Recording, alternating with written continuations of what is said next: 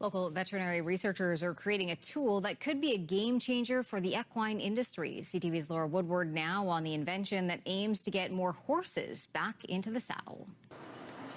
Horses like Mama the mare carry the majority of their weight on their front legs, and that can be problematic if there's an injury. And what happens in a horse when it has a painful limb is they will put a lot of their load onto the healthy limbs, and so they will ultimately overload those healthy limbs, and then that can cause secondary problems. Secondary problems that can lead to a horse being put down. Currently there's no solution. Normally they have to be euthanized just because not the initial injury like the fracture or something, usually that can heal, but it's the other complications that develop that are the issues.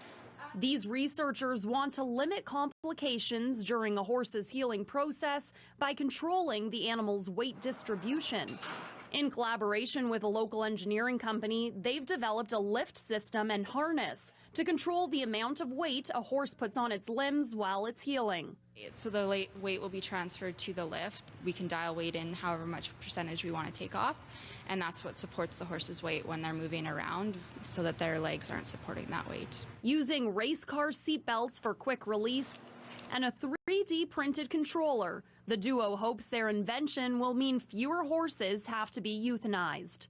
Reduce sort of the fatalities that we see, unfortunately, still in the sport horse industry. Now, the developers are still horsing around with testing the harness, but they expect for it to be used on horse patients by next year.